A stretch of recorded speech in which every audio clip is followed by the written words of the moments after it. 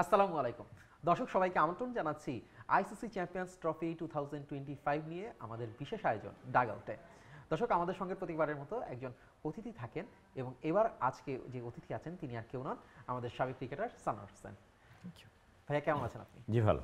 অনেকদিন পর আপনাকে আমাদের চ্যানেল আইয়ের স্টুডিওতে পেয়েছি, খুব ভালো লাগছে।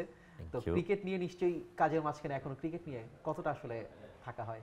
আহ, যদিও কাজের ব্যস্ততা অনেক বেশি বেড়ে গেছে, নিজস্ব জব সব কিছু মিলিয়ে একটু ব্যস্ত থাকতে হয়। তারপরেও ক্রিকেট তো এমন একটা জিনিস যেটাতে হয়তো আমার ব্লাডের সাথে মিশে গেছে। এটা তো কোনো মতে যেহেতু ক্রিকেট বোর্ডের সাথেও কোনোভাবে রিলেটেড আছি। একসময় লাস্ট আন্ডার 19 এশিয়া কাপ যখন চ্যাম্পিয়ন হলো ওইটার আমি টিমের ম্যানেজার ছিলাম, ওয়ার্ল্ড কাপ আন্ডার 19 ম্যানেজার ছিলাম, ক্রিকেট বোর্ডের কাউন্সিলর এবং সব কিছু মিলে আবার তৃতীয় বিভাগ ক্রিকেট লিগ কোয়ালিফাইং যেটা শুরু হয়েছে, এখানেও আমরা দুইটা টিম নিয়েছি। আমি জাবেদ ওমর, হাবিবুল বাশার নিয়ে গতকালকে প্র্যাকটিস ম্যাচ ছিল। সব কিছু মিলিয়ে কোনো না কোনোভাবে ক্রিকেটের সাথে আছি আর কি। আপনার এই বিষয়টা আসলে আমার জানার উদ্দেশ্য ছিল এবং সেটাই আমরা জানতে পেরেছি যে যতই কাজ থাকুক ক্রিকেটের সাথে যে আপনারা আছেন এবং এখনও যে দেশের ক্রিকেটের হাল পিছন থেকে আসলে মাঠের 22 গজে না হলেও মাঠের বাইরে থেকে যেভাবে ধরে রেখেছেন সেটার জন্য অসংখ্য ধন্যবাদ।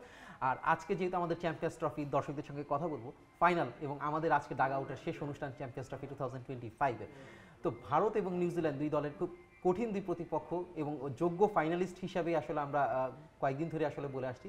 তা আপনার কাছে আসলে কেমন ছিল যদি বলি ভারত এবং নিউজিল্যান্ডের এবারের ফাইনাল পর্যন্ত জার্নিটা? ওভারঅল যদি দেখেন এই যে মানে টুর্নামেন্ট শুরুর আগ থেকে কিন্তু আইসিসির ইভেন্টগুলি কিন্তু একটু ডিফারেন্ট হয় সব জায়গায়, কিন্তু দেখেন এই জায়গাগুলি পারফরমেন্স সবাই একইভাবে পারফর্ম করতে পারে না। অস্ট্রেলিয়া একটা ডিফারেন্ট পারফর্ম করে সবসময় আমরা জানি। ইন্ডিয়ার রিসেন্ট পাস্টে ইন্ডিয়া কিন্তু অলওয়েজ ভালো পারফর্ম করে, নিউজিল্যান্ড কিন্তু ধারাবাহিকভাবে পারফর্ম করে আসছে। কিন্তু ওয়ার্ল্ড কাপ দেখেন বিভিন্ন ফরম্যাট, সব ফরম্যাটে টেস্টে বলেন ওয়ানডেতে বলেন সব জায়গায় নিউজিল্যান্ড ভালো পারফর্ম করে আসছে, সেম ওয়েতে ইন্ডিয়াও ভালো পারফর্ম করে আসছে। এবং এই চ্যাম্পিয়ন্স ট্রফি শুরুর আগেও কিন্তু ট্রাই নেশনে কিন্তু নিউজিল্যান্ড চ্যাম্পিয়ন হয়েছে। সব কিছু মিলিয়ে মনে হয় এই দুইটা টিম মনে হয় ওভারঅল যোগ্য দল হিসেবে এই জায়গায় এসেছে মনে হয়। আসলে যদি একটু বলি এই গ্রুপে যখন ভারত নিউজিল্যান্ডের গ্রুপ পর্বের খেলাটা হয়েছিল সেখানে ভারত 44 রানে জিতেছে। তো সেই গ্রুপ পর্বের খেলাটা কি কোনো কারণে তার পুনরাবৃত্তি হতে পারে বলে মনে করছেন, নাকি এইবার নিউজিল্যান্ড সেই ম্যাচটাকে আসলে পরীক্ষা হিসেবে নিয়ে তারা, যেহেতু আসলে ওটা আসলে গ্রুপ ফাইনালিস্টের একটা চ্যাম্পিয়নের একটা হিসেব ছিল, কিন্তু তারপরও আসলে কোনো কারণে সেই সমীকরণটাকে আজকে আবার ফাইনালে কাজ করবে কিনা? দেখেন সব কিছুর মধ্যে ফাইনাল একটা এক্সট্রা প্রেশার কিন্তু যে কোনো টিমের জন্য কাজ করে, সবার জন্যই কাজ করে। এই জায়গায় যে এই প্রেশারটা ওভারকাম করে ম্যাচ জেতাটা হলো বড় ব্যাপার। আপনি যদি দেখেন ওয়ার্ল্ড কাপে কিন্তু লাস্ট ওয়ার্ল্ড কাপে একবার দেখেন কিন্তু ইন্ডিয়ার স্ট্রেট ওয়ে 9টা না 10টা ম্যাচ জেতার পরে কিন্তু ফাইনালে যায় জিততে পারে নাই, মানে অসাধারণ পারফর্ম করে লাস্টে ম্যাচ জিততে পারে নাই। এরকম হবে না যে অস্বাভাবিক বলা যায় না, ইন্ডিয়া এক্সট্রা অর্ডিনারি পারফর্ম করছে। এটা একটা বড় কারণ কিন্তু আছে, যে কারণে অ্যাডভান্টেজ কিন্তু ইন্ডিয়ার কিছু অ্যাডভান্টেজ, অ্যাডেড অ্যাডভান্টেজ যেটা আছে, যেটা হলো দেখেন ইন্ডিয়া সবগুলি ম্যাচ খেলেছে একই ভেন্যুতে এবং উইকেটটা এমন একটা কন্ডিশন ওদের কিন্তু চিন্তা করতে হয় না এক্সট্রা ফাস্ট বোলার নিতে হবে। ওদের কিন্তু কম্বিনেশন করেছে 5টা স্পিনার দিয়ে, বিকজ অফ ওরা জানে যে এই কন্ডিশনটা ওইখানে স্পিনারের মেজর রোল প্লে করবে। যেই জায়গাটা বাকি টিমগুলি কিন্তু অন অ্যান্ড অফ বিভিন্ন জায়গায় দুবাই খেলতে হয়েছে, আবার পাকিস্তানে খেলতে হয়েছে, অনেক ট্রাভেল করতে হয়েছে। এই জায়গায় কিন্তু এক্সট্রা অ্যাডভান্টেজ জন্য ইন্ডিয়ার জন্য থাকবে, হয়তো উইকেটটা একটু সাপোর্ট করবে। এই জায়গায় হয়তো ইন্ডিয়া সব কিছু মিলিয়ে এগিয়ে থাকবে। তারপরেও নিউজিল্যান্ড হয়তো লাস্ট ম্যাচ, আপনি যেটা বললেন লাস্ট ম্যাচ যেটা ওদের হয়েছিল ওইটাতেও নিউজিল্যান্ড জিততে পারে নাই, ইন্ডিয়া খুব ভালোভাবে জিতেছে। তারপর আমার মনে হয় ফাইনাল এই জায়গাটায় মনে হয় পার্টিকুলার ডে সব কিছু রেজাল্ট চেঞ্জ করে দিতে পারে আজকের পারফরমেন্স। সেখানে আসলে যেমন অস্ট্রেলিয়ার ম্যাচের কথাটাও আসলে যদি আসে, যে তারা এই ভেন্যুতে খেলার আগে কিন্তু বলেছিল যে উইকেট আসলে ফ্যাক্ট করে না। আমরা দেখেছিলাম যে পেসাররা ভালো উইকেট পেয়েছিলেন, কিন্তু শেষ পর্যন্ত আসলে পেরে ওঠেননি। তো ব্যাপার হচ্ছে যে আইসিসির যে অ্যাডভান্টেজ নিয়ে থাকে ভারত প্রতিবারই আসলে কম বেশি, এটা আসলে বলার আসলে অপেক্ষা থাকে না, এটা আমরা প্রত্যক্ষভাবে দেখতে পারি, কিন্তু তারা আসলে পরোক্ষভাবে সচরাচর বলে না। এবারে বলছে না আমরা কোনো উইকেটের আমরা সুবিধা পাচ্ছি না, আমরা ডিফারেন্ট উইকেটে খেলছি। আসলে সেটা হয়তো অন্যান্যদেরকে বলার জন্য আসলে বিষয়টা বলা, বা এটা তাদের একটা রোহিত শর্মার স্ট্র্যাটেজি আমরা বলতে পারি। তো কিউই যারা রয়েছে তাদের আসলে সবচেয়ে বড় সমস্যাটা হবে কিন্তু আসলে পেস অ্যাটাকে, কারণ ওই একটা উইকেট আপনি নিজেই বললেন যে আসলে স্পিন একটা ট্র্যাকের একটা মিডল ইস্টের একটা উইকেটে আমরা যে অ্যাডভান্টেজটা থাকে, কিন্তু সেখানে নিউজিল্যান্ডের পেসার কিছু ইনজুরির ধকল রয়েছে, হেনরি অনেকটা খেলতে পারবেন না, এখনও শঙ্কায় রয়েছেন, সেটা হয়তো টস হওয়ার আগ পর্যন্ত আমরা জানতে পারবো না। আপনার কাছে কি মনে হয় যে মানে তাদের এই জিনিসটা আসলে মানসিকভাবে পিছিয়ে রাখবে কিনা কিউইদের?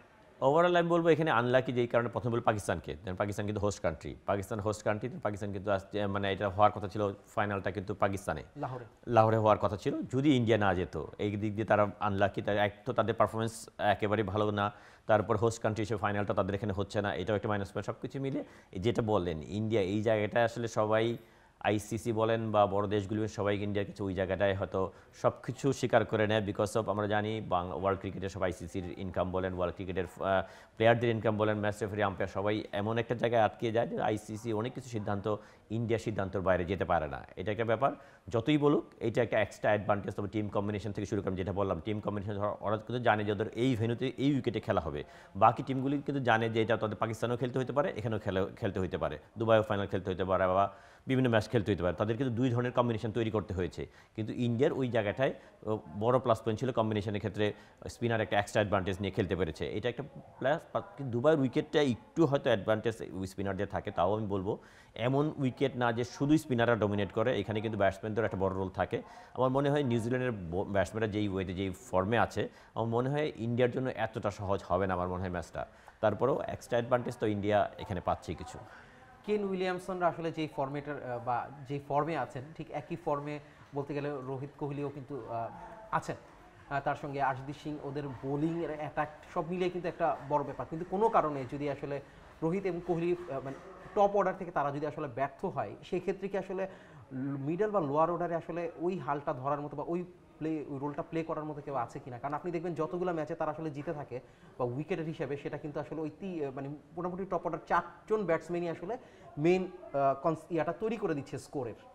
না এইটা দেখেন, ইন্ডিয়া কিন্তু একটু প্লাস পয়েন্ট হয়ে গেছে, বেশ কয়েকটা অলরাউন্ডার খুব ভালো পারফর্ম করছে। যে জায়গাটায় অক্ষয় প্যাটেলের কথা বলতে হবে, মানে ও নাম্বার 5-এ মোস্ট অফ দ্য ম্যাচে বা নাম্বার 5-এ ব্যাটিং করছে। এই জায়গাটা সাধারণত ইন্ডিয়া যেটা করতে আগে 6টা পিওর ব্যাটসম্যান নিত, একজন অলরাউন্ডার পিছনে থাকতো। এখানে ওর ব্যাটিংটা খুব রিসেন্ট পাস্টে খুব ভালো পারফর্ম করছে, যে কারণে ওদের ওই লাক্সারিয়াসটা আছে যে কারণে এক্সট্রা একটা ব্যাটসম্যান কম নিয়ে খেলতে পারে, যে কারণে 6 নম্বরে আবার কে এল রাহুল ব্যাটিং করছে, আবার 7 নম্বরে হার্দিক পান্ডিয়া, যেই কারণে যাদের যা 8 নম্বরে। এই জন্য ব্যাটিং লাইন আপটা কিন্তু ওদের যদি টপ অর্ডার কেউ ফেলও করে, মানে এই কারণে ওদের একটু প্লাস পয়েন্ট আছে। পিছনে যে 3 জন অলরাউন্ডার আছে, কে এল রাহুল আছে, ওরা কিন্তু ওইটা রিকভারি করার কিন্তু সুযোগ আছে। একটা ম্যাচে ফেল করেছিল কিন্তু সেরকম 3 উইকেট আর্লি পড়ে গিয়েছিল, ওইখান থেকে কিন্তু সুরেশ আয়ার সব কিছু মিলে শেরশায়ের ওই করছে, অক্ষয় প্যাটেল রান করছে, পান্ডিয়া রান করেছে, ওটা কিন্তু ওভারকাম করে যাচ্ছে। এইটা ওদের প্লাস পয়েন্ট আমার মনে হয়। যে এতগুলি একটা টপ অর্ডার ব্যাটসম্যানের থাকার পরেও যেই কোয়ালিটির ওদের অলরাউন্ডার আছে, ওইটা রিকভারি করার জন্য ও এনাফ স্ট্রেংথ ওদের কাছে আছে। Always we say that state is a number, but এটা আসলে পরোক্ষভাবে তো আসলে কাজ করে। আপনি যদি দেখেন 2000 সালে যখন এই মিনি বিশ্বকাপটা ছিল, নিউজিল্যান্ড ফাইনালে ছিল, সেখানে ভারতকে বিট করেছে। আবার 2021 টেস্ট চ্যাম্পিয়নশিপের যদি কথা বলি, সেই ফাইনালটাও কিন্তু আসলে নিউজিল্যান্ড জিতেছে, যদিও ফরম্যাটটা ছিল ভিন্ন। কিন্তু কোনো কারণে মানে আসলে ভারত এবং নিউজিল্যান্ড দুই দলের জন্য কিন্তু এবারের আইসিসি চ্যাম্পিয়ন্স ট্রফিটা শিরোপাটা পুনরুদ্ধারের। তো এই পুনরুদ্ধারের ম্যাচে যখন দুইটা দল, তখন আসলে ব্যাক অফ দ্য মাইন্ড এই স্ট্যাটগুলোই আসলে কাজ করে কিনা। আর যেহেতু তারা খুব প্রফেশনাল, তারপরও আসলে ভারতকে আপনি আসলে কাকে আসলে এগিয়ে রাখবেন এই ওভারঅল যদি পারফরমেন্স ওয়াইজ দেখেন, উইকেট কন্ডিশন, অ্যাডভান্টেজ, ডিসঅ্যাডভান্টেজ সব কিছু বিবেচনা করে যদি মনে করেন আপনি বর্তমান প্রেক্ষাপটে আপনাকে ইন্ডিয়াকে এগিয়ে রাখতে হবে। তবে সব কিছু মিলে আমি বলবো যে এটা একটা ফাইনাল ম্যাচ, এবং নিউজিল্যান্ড যে ওয়েতে আছে, আর হিস্ট্রিও বলে অনেক সময় এই ধরনের জন্য অল দ্য ওয়ে স্মুথলি আসলে একটা হোঁচট কিন্তু মোস্ট অফ দ্য আমরা দেখেছি যে ইন্ডিয়ার প্রিভিয়াস হিস্ট্রি আছে, সবসময় এককভাবে এত স্মুথলি যে ফাইনাল পর্যন্ত জেতাটা একটু ডিফিকাল্ট হয়। কোনো কারণে যদি নিউজিল্যান্ড চ্যাম্পিয়ন হয়, সারপ্রাইজ হওয়ার কিছু থাকবে না। অবশ্যই। আর বাংলাদেশের আসলে একটু প্রসঙ্গে আসি, মানে এই টুর্নামেন্টের সবচেয়ে একটা আন্ডারডগ টিম হয়েই আসলে গিয়েছিল এবং ওইভাবেই তাদের ফিরে আসতে হয়েছে। হোস্ট পাকিস্তান, তাদেরকেও আসলে বিদায় নিতে হয়েছে গ্রুপ পর্ব থেকে। তো এই আপসেটগুলো আসলে আপনার কেমন লেগেছে? দেখেন, আমরা সবসময় চাই বাংলাদেশ কিন্তু ভালো পারফর্ম করে, আমরা সবসময় যাই, সবসময় আশা নিয়েই যাই। তারপরেও আমরা যেই ওয়েতে গিয়েছি, যেই প্রিপারেশন বলেন, আমাদের যেই টিম কম্বিনেশন বলেন, সব কিছু মিলিয়ে আমরা জানি আমাদের বেশ কিছু সিনিয়র প্লেয়ার এখন টিমে নেই। তারপরেও আমাদের যেই প্রপার প্ল্যানিং নিয়ে যাওয়া উচিত ছিল, আমরা কিন্তু ওয়ান ডে ফরম্যাট খেলতে যাচ্ছি, তার আগে T20 টুর্নামেন্ট আমাদের বিপিএল খেলে গিয়েছে। মোস্ট অফ দ্য প্লেয়ার কিন্তু T20 ফরম্যাটেই অনেক লম্বা সময় খেলেছে। স্বাভাবিকভাবে উই অ্যাডজাস্ট হওয়ার ওয়ান ডে ফরম্যাটের সাথে একটু কিছু প্র্যাকটিস ম্যাচ, কিছু ম্যাচ যদি মাঝখানে থাকতো, তাহলে হয়তো একটু ডিফারেন্ট দেখতে পারতাম। যেই প্রবলেমটা কিন্তু আপনি দেখেন ইংল্যান্ডও কিন্তু ফেস করেছে। ইংল্যান্ডের অনেক প্লেয়ার কিন্তু ওয়ান ডে ফরম্যাট অনেক দিন যাবত খেলে না, বেশ কিছু প্লেয়ার 100 বল খেলে, T20 খেলে, ইংল্যান্ডও কিন্তু এটা সাফার করেছে। প্রিপারেশন তো অবশ্যই একটা ব্যাপার আছে। আবার সেম হয়তো দেখেন এর আগে কিন্তু নিউজিল্যান্ড বলেন, ইন্ডিয়া বলেন, ওরা খেলেছে পুরো ওয়ানডে ফরম্যাট, বিভিন্ন সিরিজ বিভিন্ন টুর্নামেন্ট খেলে তারপরে এখান থেকে এসছে। আমার মনে হয় ওই প্রিপারেশনের জায়গাটা অনেক বেশি ইম্পর্টেন্ট। হয়তো বা এই লেভেলে যে খুব কুইকলি অ্যাডজাস্ট করতে হবে, তারপরেও কিছু ম্যাচ অন্তত দরকার ছিল। যদি বাংলাদেশ খেলে যেতে পারতো ওয়ানডে ফরম্যাটে, তাহলে তো বাংলাদেশে আরেকটু বেটার করার অপরচুনিটি থাকতো। অবশ্যই ধন্যবাদ ভাই। আরেকটু আসলে লাস্ট আসলে আজকে আমাদের অনুষ্ঠান একদম শেষ পর্যায়ে, পুরো জার্নিটা নিয়ে একটু কথা বলছিলাম। আপনি যদি দেখেন আমরা যখন ভারত পাকিস্তান এবং বাংলাদেশের বিদায়ের কথা বলছি, সেখানে আপনি একটা উত্থান দেখবেন ইংল্যান্ডও ঠিক প্রক্রিয়াটা খুব ব্যাড লাক, তাদেরও বিদায় নিতে হয়েছে। খুব দুর্দান্ত কিন্তু ম্যাচ কিন্তু তারা খেলেছে। ওদিকে আফগানিস্তানের উত্থানটাও কিন্তু ভাইয়া প্রতিবারের মতো একটা রূপকথার আসলে গল্প দেয়, কিন্তু শেষ পর্যন্ত আসলে হয়ে ওঠে না বা পেরে ওঠে না, কোনো না কোনো প্রতিবন্ধকতা আসলে তৈরি হয়ে যায়। এবার তো আসলে বৃষ্টির কারণে একটা আসলে প্রতিবন্ধকতা তৈরি হয়েছিল, কিন্তু তাদের একটা আত্মবিশ্বাস ছিল ভালো করতে পারার। তো এই যে আসলে ফিরে আসার আফগানিস্তান ক্রিকেটের গল্পটা তো কিন্তু খুব বেশি দীর্ঘ না, খুবই অল্প সময়ের, কিন্তু সেখান থেকে দেখেন আমাদের বাংলাদেশের ক্রিকেটের গল্পটার সুদীর্ঘ কিন্তু একটা বড় ইতিহাস আছে। কিন্তু সেই ধারাবাহিকতা বা যেই টার্মটা আমরা আসলে চাই বা ধরে রাখতে পারবো, যেই র্যাপিডলি বা যেই গ্রাফে আমরা আসলে উন্নতি করার কথা ছিল, সেটা কিন্তু করতে পারিনি। এটা বিভিন্ন কারণ রয়েছে। ইটস নট আপনি শুধু খেলোয়াড়দের দোষ দিতে পারবেন, স্টাফ থেকে শুরু করে প্রতিটা মহলে আসলে কোথাও না কোথাও আমাদের রয়েছে। কিন্তু এই সবাইকে আসলে একটা ছাতার নিচে বা একটা ইয়ের নিচে আমরা কেন আসলে আসতে পারলাম না জাতি হিসেবে, কেন? দেখেন, আফগানিস্তান আমরা বলি যে অল্প সময়ের মধ্যে আসছে, কিন্তু ওরা প্রপার প্ল্যানিংয়ের মাধ্যমে আগাচ্ছে। ওদের যদি আপনি আফগানিস্তানের ডোমেস্টিক ক্রিকেট দেখেন, ডোমেস্টিক ক্রিকেট আমরা সবাই জানি যে অনেক যুদ্ধ বিদ্রোহ দেশ, এরকম ওইখানে খুব বেশি ক্রিকেট হয় না, কিন্তু এত বেশি ক্রিকেট টুর্নামেন্ট হয়, এত বেশি বিভিন্ন ফরম্যাটে ক্রিকেট টুর্নামেন্ট হয়, বিভিন্ন একাডেমি এবং প্রপার প্ল্যানে ওরা ক্রিকেটটা আগাচ্ছে। আমাদের ক্রিকেট অনেক বেশি ক্রিকেট, এই দেশটা কিন্তু ক্রিকেটের মানুষজন এত বেশি ক্রিকেট লাভার, ক্রিকেট পছন্দ করে, মানে আপনি দর্শক থেকে বের করেন, কর্মকর্তা থাকেন, টপ লেভেল বলেন, সব দেশে সাংবাদিক এত বেশি ক্রেজ ক্রিকেটটা, আমার কিন্তু আরও অনেক বেশি যাওয়ার কথা ছিল, কিন্তু আমাদের প্ল্যানটা প্রপার নেই। আমরা লং টাইম চিন্তা করি না, আমরা চিন্তা করি কালকের ম্যাচ বা কালকে পরের সিরিজ, নেক্সট সিরিজ, এক বছর এই সময় চিন্তা করি, আমরা লম্বা সময় চিন্তা করতে পারি না। আমাদের যদি এই যে আফগানিস্তানে যতগুলি একাডেমি বা মানে ট্রেনিং মানে যেইগুলি প্ল্যাটফর্ম তৈরি করেছে, লিগ তৈরি করেছে, আমরা এখন তৈরি করতে, আমাদের বিভিন্ন ডিস্ট্রিক্টগুলিতে এখনো প্রপারলি লিগ হয় না। ফার্স্ট ক্লাস ক্রিকেট হয় মানে যেই স্ট্যান্ডার্ডে যেই উইকেটে হওয়া উচিত ওই উইকেটে হয় না। সেম ওয়েতে আমাদের ঢাকা লিগগুলি যেই ওয়েতে হয়, যেই প্ল্যানে হয়, ওইভাবে প্রপারলি হয় না। ফার্স্ট ক্লাস এগুলি সব জায়গাতেই আমাদের গ্যাপ আছে ডিস্ট্রিক্টগুলিতে। আরও সবচেয়ে বড় জিনিস যেগুলো আমরা যাদের মানে তৈরি করার জায়গা, যেটা হলো age level, under 15, under 13, under 14, বিভিন্ন ডিস্ট্রিক্টগুলির খেলা, এই খেলাগুলি কারা, মানে এই খেলাগুলি কোন ধরনের উইকেটে হচ্ছে বা কারা এদেরকে ক্রিকেট কোচিং শেখাচ্ছে, সবচেয়ে বড় জিনিস যারা শেখাচ্ছে টিচার, তারা কতটুকু ওই লেভেলে, ইন্টারন্যাশনাল লেভেলে টেকনিক্যালি, মেন্টালি, ফিজিক্যালি ওদেরকে প্রিপেয়ার করার জন্য কতটুকু রেডি। আমার মনে হয় ওই জায়গাটা অনেক বেশি কাজ করার সুযোগ আছে আমাদের। ওটা কি বিসিবি আসলে করতে পারে কিনা? অবশ্যই বিসিবির তো একটা বড় দায়িত্ব। বিসিবির পাশাপাশি প্রতিটা ডিস্ট্রিক্ট, ফার্স্ট ক্লাস ক্রিকেট মানে যারা ডিভিশনগুলি আছে বিভিন্ন, এটার বিসিবি ওই এক বিসিবি কিন্তু আমরেলা, বিসিবিতে বস সব জায়গার, মানে মাদার বডি কিন্তু বিসিবি। ওইখান থেকে যদি প্রপারলি অর্গানাইজ করা যায় ডেফিনেটলি সম্ভব। বিসিবি বেশ কিছু উদ্যোগ নিয়েছে, এর মধ্যে কিন্তু আমরা দেখেছি, গতকালকে দেখেছি যে এই qualifying third division qualified cricket, যেখানে 1200 ক্রিকেটার খেলবে এই বছর, 1200 ক্রিকেটার প্রতিটা টিম, 60টা টিম। আমার মনে হয় এই লিগটা কিন্তু বন্ধ ছিল বিগত 7-8 বছর বন্ধ ছিল, বিভিন্ন কারণে বন্ধ ছিল, ওইগুলিতে গেলাম না আমরা। এই প্রপার প্ল্যান, এটা একটা বড় একটা প্ল্যাটফর্ম, কিন্তু 1200 প্লেয়ার, কিছু প্লেয়ার হলে আপনি টপ লেভেলে একটা সময় আসবে। অবশ্যই এই প্ল্যানিংগুলি, এটা একটা ধরনের প্ল্যান, এরকম অনেক ধরনের প্ল্যান আছে। বিভিন্ন ডিভিশনগুলি যদি আমরা সারা বছর প্র্যাকটিসের ফ্যাসিলিটিস করতে পারি, কারণ আমাদের ন্যাশনাল টিমের বাইরে কিন্তু প্র্যাকটিসের প্রপার ফ্যাসিলিটিস নাই। এইগুলি প্ল্যান ডেফিনেটলি ক্রিকেট বোর্ড এইগুলি চিন্তা করবে। তো বিভিন্ন ডিস্ট্রিক্টগুলিতে লিগ প্রপার টাইমে হচ্ছে কি না, বিভিন্ন কোন ধরনের উইকেটে খেলা হচ্ছে, কারা কোচিং করাচ্ছে, ওই ছেলেগুলি কারা শেখাচ্ছে, ফিজিও, ট্রেনার, সব কিছু যদি প্রফেশনাল ওয়েতে আমরা ওই রুট টেবিল পর্যন্ত না নিয়ে যেতে পারি, মানে লেভেলের ক্রিকেটটা সবসময় যেটা আসলে বেসটা যদি তৈরি করতে না পারি, তাহলে অন অ্যান্ড অফ আমরা একটা পারফর্ম করবো, আবার পরে ম্যাচে পরের সিরিজে হয়তো ভালো করবো না। কিন্তু স্ট্রং বেস লাইন তৈরি করতে হলে আমাদের ওই চিন্তা করতে হবে। আর দেশীয় কোচদের অন্তর্ভুক্তি মানে র্যাপিডলি কিন্তু খুবই বাড়ছে। কিছুদিন আগে আসলে হান্নান ভাইও কিন্তু উনি ওই সিলেকশনের প্যানেলটা ছেড়ে উনি যোগ দিয়েছেন কিন্তু ক্লাবে, আবাহনী ক্লাবে। তো এইভাবে আসলে সবাই আপনাদের সাবেকরা যখন আসলে, আমি একদম অনুষ্ঠানের শুরুতেই বলেছিলাম যে আপনাদেরকে আসলে মাঠের বাইরে যেই জায়গাটা আসলে রোলটা প্লে করা দরকার, সেটা দীর্ঘ সময় আসলে বন্ধ ছিল। আপনারা আসাতে তার কিছুটা গ্রাফ কিন্তু আমরা উন্নতি দেখতে পেয়েছি, আসলে ঘরোয়া ক্রিকেটটাই, এবং উইকেটের সেই ফ্যাসিলিটিগুলো আসলে বাড়াচ্ছে। এটাকে আপনি আসলে কতটা সবচেয়ে আগে যেটা বলেন কোচিং, কোচিংয়ে দুই পার্টির ইন্টারেস্ট বাড়াতে হবে। যেটা দুই পার্টি মিনস আমি বলছি প্লেয়ার, ক্রিকেট বোর্ড।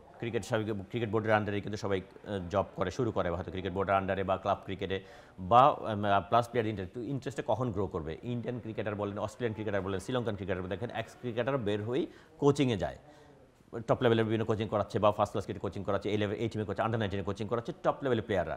আমাদের দেশে দেখবেন most of the player top লেভেলে যারা খেলা ছাড়ে তারা যাইতে চায়, অর্গানাইজার হতে চায়, ডাইরেক্টর হতে চায়, কিন্তু এই ইন্টারেস্ট আমাদের নিতে আসবে টেকনিক্যাল জায়গায়, কোচিংয়ে আনতে হবে। ইন্টারেস্ট করতে হলে বোথ সাইড, যেমন রাহুল দ্রাবিড় যে কোচিং করা যেই রেমুনেশন, ওইটা কিন্তু অল স্ট্যান্ডার্ড সাথে ম্যাচ করে। এখন আমাদের যেমন নেক্সট জেনারেশন কারা খেলা ছাড়বে, হয়তো ইমরুল কায়েসরা খেলা ছাড়বে, তারপরে মুশফিকরা খেলা ছাড়বে, তামিমরা খেলা ছাড়বে, এরা কি কোচিংয়ে আসবে?